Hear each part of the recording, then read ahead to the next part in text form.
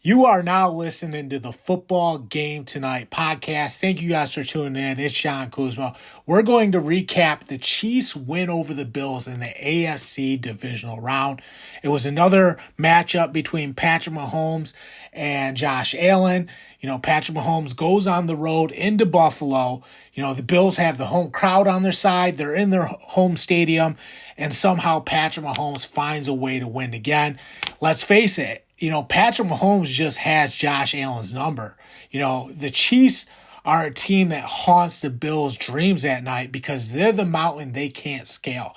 Every single time these two teams meet up, Patrick Mahomes finds a way to pull ahead of the Bills, and he finds a way to outduel Josh Allen. That was the case once again in this latest chapter of this rivalry. And let's not forget that, early on in this game, the Bills came out of the gate hot. They were surging early on, but Patrick Mahomes did a good job of keeping his guys heads on straight. He did a good job of keeping them focused, which allowed the Chiefs to battle back and win this game because, there was a lot of lead changes in this game. The Bills kept scoring. Patrick Mahomes kept finding ways to help the Chiefs answer back. So I thought he did a great job of that in this game, not letting the Bills get too far away from them or not falling too far behind where, the game would be out of reach and the Bills would just have too much momentum on their side. That didn't happen in this game because Patrick Mahomes kept stepping up when the pressure was on, kept getting his playmakers involved. Early on, did a good job of getting Travis Kelce involved in this game. I think for Chiefs fans, this is what they've been waiting for from Travis Kelce. Travis Kelce had 2 touchdowns in this game, really had one of his best performances in a long time. This is what the Chiefs have been waiting for from Travis Kelce, waiting for him to flip the switch and really turn it on. He finally did it against the Bills in these playoffs. One touchdown, he was streaking down the left side of the field, basically wide open. Patrick Mahomes put it on him. That was a nice touchdown for the Chiefs. Later on in the game, they ran almost like a bubble screen to the left to Travis Kelce. He was able to score after the catch, battled his way, was able to get in the end zone. So a big night for Travis Kelce. He, got it going right away early on in this game. Did a good job of just making himself available as the game progressed on for Patrick Mahomes. Was just signature Travis Kelce like we've seen in the past. So can't say enough good things about Travis Kelce in this game when they needed him the most in the biggest game of the season against, their arch rival in the Bills because these two teams have met up so much. Travis Kelce stepped up too and really did a good job of, saying, hey, I'm your guy, Patrick. I'm your guy, Patrick Mahomes. Come to me, feed me, and we're going to get this thing going. Because remember, the challenge for the Chiefs all season long, the challenge for the Chiefs was figuring things out on offense. Their defense had been playing well. Steve Spagnuolo had their defense amped up and ready to play. They just couldn't figure things out on the offense side of the ball. The wide receivers weren't stepping up. That wasn't the case in this game. I thought the Chiefs wide receivers actually did a good job in this game. I thought Marquez Valdes-Scantling did a good job, particularly in the third quarter. He has the catch down the right sideline at the beginning of the third quarter. During, late in the third quarter, he had a catch down the left hash. He had a catch right between 2 Bills defenders. So, early on in the third quarter, down the right sideline for Marcus Valdes-Scantling, stretching the field a little bit. At the end of the third quarter, down the left hash, right between the 2 Bills secondary players. That was a nice catch for Marcus Valdes-Scantling. And I thought he had his best game, in a long time as well. So a completely different tune for these Chiefs weapons. It wasn't a Chiefs team that was desperate to get anything from anybody because they were so depleted on the offensive side of the ball. In fact, it was the exact opposite. Travis Kelce came out hot. Marquez Valdes-Scantling stepped up.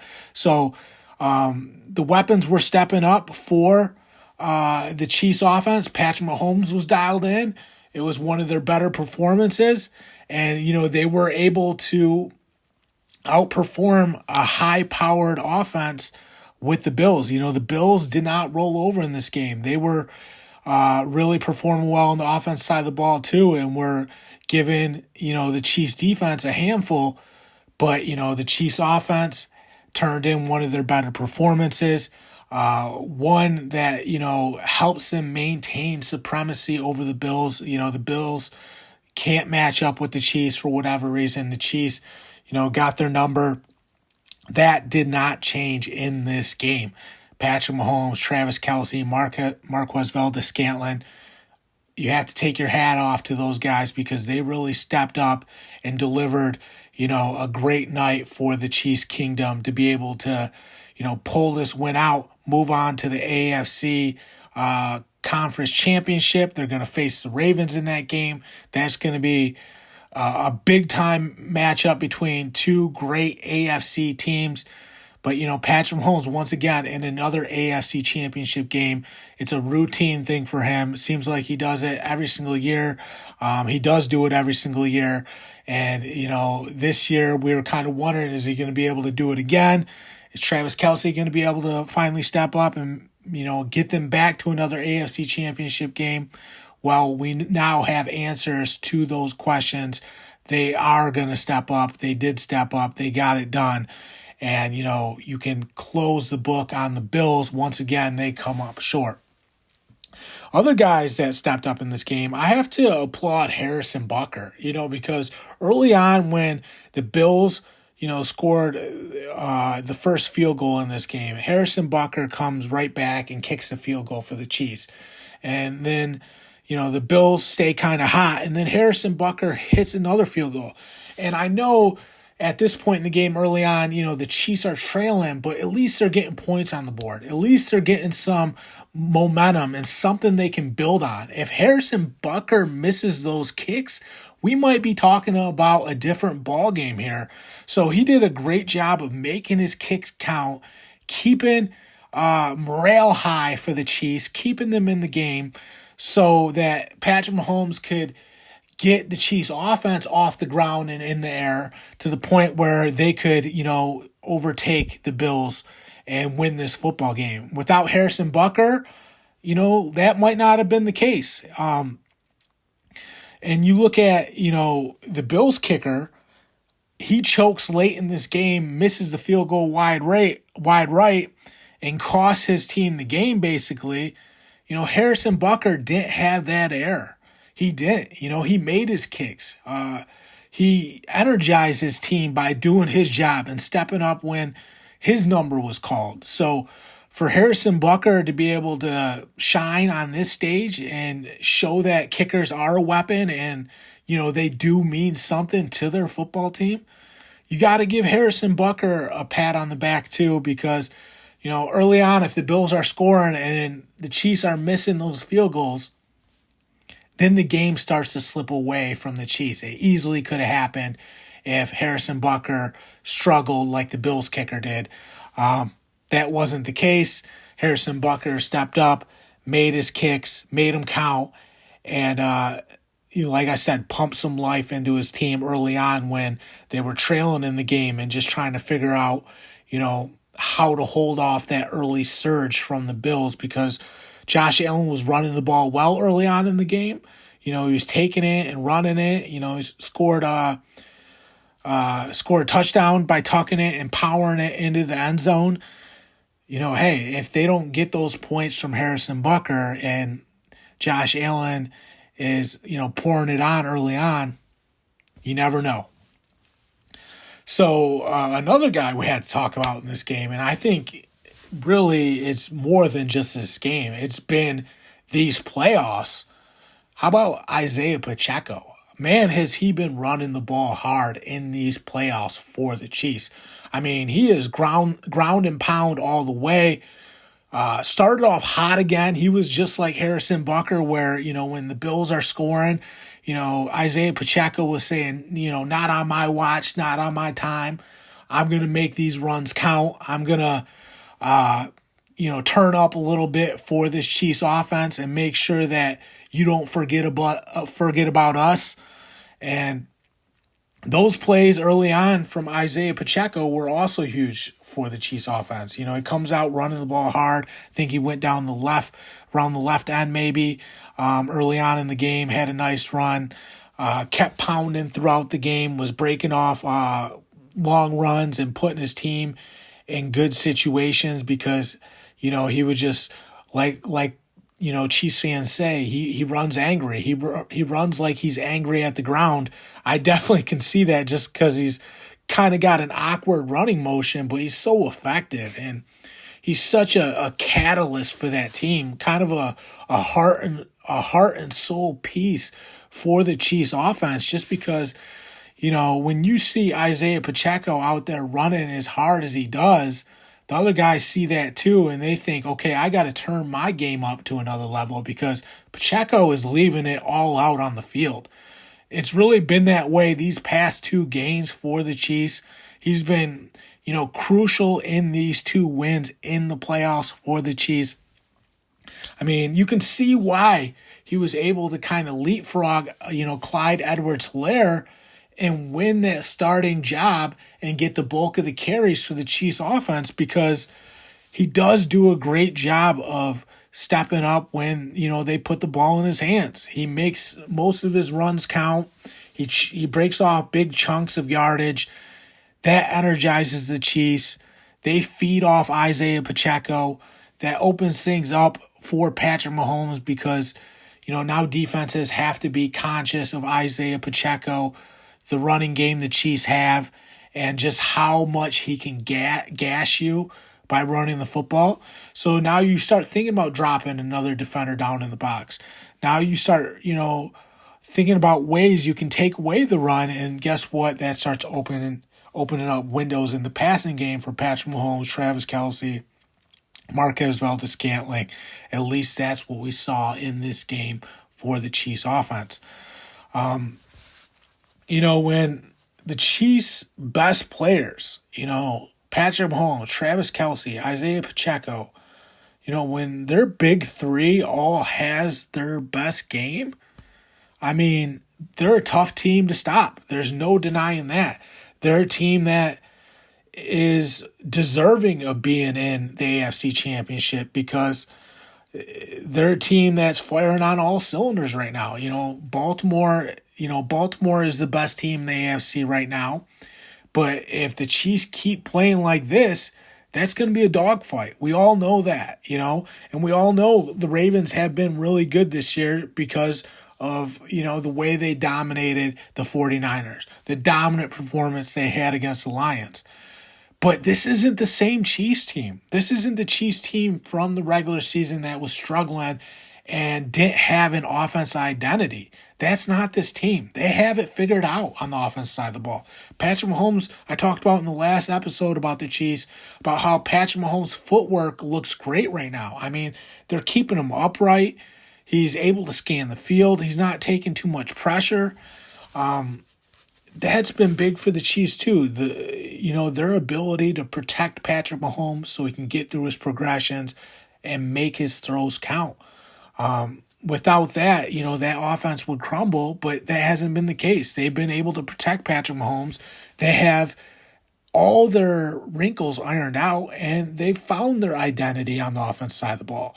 That's why Patrick Mahomes has been performing so well. Now you look at Travis Kelce's back too. You know, for a while there, people were saying, you know, he's distracted by Taylor Swift. Maybe he's getting a little bit older. You know, we were talking about in the last episode how Rashee Rice is kind of emerging as the number one weapon in this offense, and Travis Kelce is kind of chipping in as a number two. Well, in this game, Travis Kelce was the clear-cut number one. He was the guy that stepped up and made, you know, the two huge touchdowns for the Chiefs offense that, you know, ultimately propelled them to victory in this game. So he's got it figured out. Isaiah Pacheco, their kickers even stepping up. Harrison Butker, Marquez Valdes-Scantling. You know, Marquez Valdes-Scantling is a role player.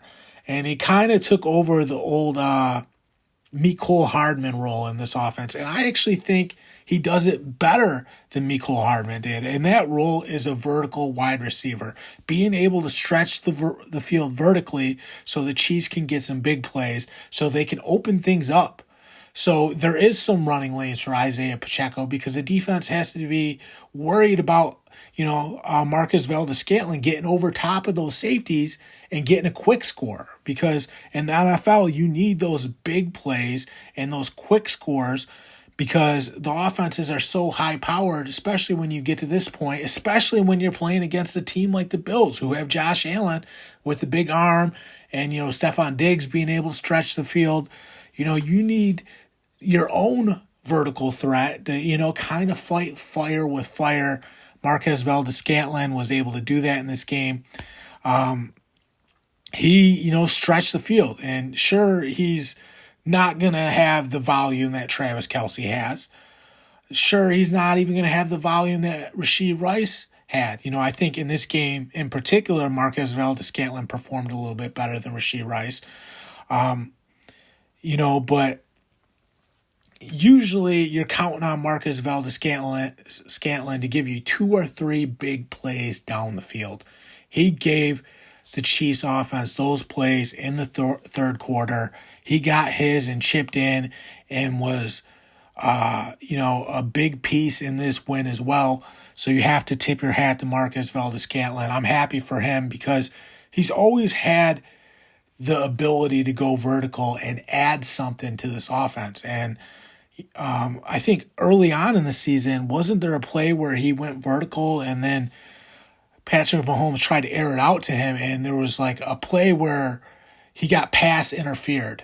There's a pass interference, but the refs didn't call it. They should have called it, and the refs didn't call it, and it kind of screwed the Chiefs out of a win. To see Marcus Valdes-Scantling go from that where he should have been a guy that, had a huge impact in that game, but kind of got cheated on a call by some bad officiating, to where he is now making those 2 big catches vertically in the third quarter, moving the chains for the offense, getting the Chiefs offense down the field so they can, do their thing and, come out on top in this AFC divisional round win over a rival in the Bills. Hey, he did his job tonight, Marquez Valdes-Scantling.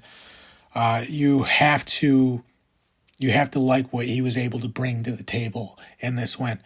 One play that kind of almost caused the whole thing to collapse was the Mecole Hardman jet sweep. I mean, if you were a Chiefs fan, that kind of sucked the life out of the stadium. And don't get me wrong, the Chiefs were still winning even after that play. But, not Marcus Valdes-Scantling, Mecole Hardman, he takes a jet sweep, basically a jet sweep. Patrick Mahomes, tosses it to him. He turns around the left end, almost gets into the end zone, but fumbles the football. And not only does he fumble the football, it goes into the end zone. It's a touchback for the Chiefs. The Bills get the ball on the 20-yard line. The Chiefs lose possession. Now, the thing that really sucked about that is, the Chiefs were on the goal line. They were going to score another touchdown right there. And I understand, why they were trying to get Mecole Hardman involved. And a lot of people will hate on Mecole Hardman and say he almost fumbled the game away. Why are they even getting him involved? But what they were trying to do is they were trying to take advantage of his speed and kind of trying to catch the Bills off guard with Mecole Hardman's speed by bringing him in, using the jet sweep, letting him turn the corner, and they thought for sure he would get in because you have the element of surprise a little bit. He's lined up as a receiver, but he comes through on a jet sweep. It kind of catches you off guard and surprises you a little bit. And then with Mecole Hardman's speed, you expect him to turn the corner and get in. Well, he kind of gets wrapped up at like the 1 or 2 yard line. Now, for Mecole Hardman, he's just got to go down and maintain possession of the football there. And, they got another crack at it at the 1 or 2 yard line. He loses the football. If it goes out of bounds, that's one thing, but it goes into the end zone and goes out of bounds. That's a touchback. And some people hate the touchback rule. I don't hate the rule. I think you keep the rule. I don't think you change anything with the game. Keep it how it is. That's the way it's always been. Don't change it. If you fumble into the end zone and it goes out of bounds, that's a touchback. That's the way it always has been. You got to maintain possession of the football down by the goal line. The Bills got the ball in the 20, what really hurt the Chiefs is, they lose possession of the ball on the goal line, which would have, if they punch that in, they have a comfortable lead. They're not sweating bullets. Luckily for the Chiefs later on, the Bills kicker shanks the kick to the right, wide right, and then you can see Patrick Mahomes celebrating on the sidelines because he knows they're in great shape at that point. And then after that, what happens? Well, a guy named Isaiah Pacheco puts the game on ice, has a couple nice runs, picks up a first down, puts the game on ice, and did a good job of closing the game out. His team said, hey, make sure we win this game. Pacheco said, I got you, took his handoffs right up the gut, pounded it. The first run, got close to the marker. Second run, got over the marker. Isaiah Pacheco, signed, sealed, and delivered a Chiefs win in this AFC divisional round matchup in Buffalo, in the Bills' home stadium, with the Bills' home crowd on their side, a cold football game. Odds should have been tilted in the Bills' favor, but the Chiefs, it doesn't matter if it's at Arrowhead, it doesn't matter if it's in Buffalo. They have the Bills' number. Patrick Mahomes always finds a way to get the best of Josh Allen. Remember when those two were kind of talking about having a throw-off? They wanted to see who had a stronger arm, and they were going to have a throw-off to see who could throw a football further. I don't even care to see it. I don't care to see it. I don't care. Even if Josh Allen has a stronger arm, it doesn't matter because he never wins. Patrick Mahomes always beats you. He always finds a way to beat you, even when he has to go into your home stadium, in your house. He still finds a way to beat you, Josh Allen. And Josh Allen, you have all the talent in the world. You're the most physically gifted quarterback we've ever seen. More physically gifted than John Elway. You can run like Michael Vick, broke some of Michael Vick's rushing records. But when it comes down to it, Patrick Mahomes just has your number. He's going to beat you. He always beats you. He beats you when it matters. That's the most important thing. When it's the playoffs, when it's win or go home and your season is on the line, Patrick Mahomes is going to beat you, Josh Allen. That's like gravity at this point. It's almost a law. It's basically guaranteed that Patrick Mahomes is going to beat Josh Allen in the playoffs. This is just the latest chapter. And for Patrick Mahomes, this one has to feel good because he's well aware that there's a lot of comparisons between him and Josh Allen. He's well aware that Josh Allen is a great player. He's well aware that the Bills are always a threat in the AFC to beat the Chiefs. He knows at some point those two teams are going to collide and face each other in the playoffs like they always do. And Patrick Mahomes also knows that when push comes to shove, he's going to find a way to beat Josh Allen and the Bills. That's just the bottom line. That's the way things go. So that's what happened tonight. Another big win for the Chiefs. They're going to face a lights-out Ravens team, but this isn't the same old Chiefs. They got things figured out right now.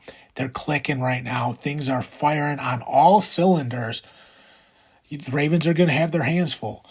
And if the Ravens aren't the same team they were when they dominated the 49ers and the Lions in the regular season, you never know. These Chiefs might be going back to another Super Bowl. And I personally think the AFC is better than the NFC. After what we saw from the 49ers in that game against the Green Bay Packers, I'm not as sold on the 49ers as I have been in the past, which is crazy because they got Chase Young at the trade deadline. The 49ers should be, lights out, but I'm not sold on Brock Purdy. Every quarterback in these playoffs that's left is better than Brock Purdy. In that game between the 49ers and the Packers, Brock Purdy was the weakest link for the 49ers, and guess what? Jordan Love showed him up. He was the better quarterback on the field. He looked light years ahead of Brock Purdy. So I'm not sold on the 49ers. I wouldn't be surprised if the Lions take them down to the wire. But still, when I look at the AFC versus the NFC, I think the AFC are the better teams. The Chiefs have won Super Bowls. They're basically a dynasty. They've been the dynasty since the Patriots dynasty has collapsed. It's been all about the Chiefs. Baltimore has dominated the 49ers and has dominated the Lions. I think the AFC has an advantage. Now, you never know when you get to a Super Bowl how things are going to play out. It can go either way, and just because the AFC are more talented and have the advantage, that doesn't necessarily mean they're going to win, because all bets are off in the Super Bowl. Anything can happen. That's why they say any given Sunday. But you got 4 teams left. You got the Chiefs, you got the Ravens, you got the 49ers, and you got the Lions. The Chiefs are poised and locked in to make it to another Super Bowl and, hoist another Vince Lombardi trophy. That's just a fact. And when you look at Travis Kelce, Isaiah Pacheco, Marquez Valdes-Scantling, Rashee Rice, last game dominated, was basically the best player on the field in that game. Had a better night than Travis Kelce in that game. And, he was a little bit quiet tonight, but he's a rookie. And, if he has a big game, then you have Mahomes, Travis Kelce, Pacheco, Marquez Valdes-Scantling, and Rashee Rice all stepping their game up and all clicking when it matters the most. You got to look out for this Chiefs team. They're going to be dangerous. We're going to see a Clash of the Titans matchup in this AFC Championship game between the Chiefs and the Ravens. Get ready, because these two teams are going to put on a show. I'm John Kuzma. That's all I got for this latest episode of the Football Game Tonight podcast. If you want to advertise on the show, you can go to footballgametonight@gmail.com. Shoot us an email, and we can play some ads on the show for you. If you want to, get your ad in front of some listeners, send us an email. Thank you guys so much for tuning in. I'm John Kuzma. I'm signing off.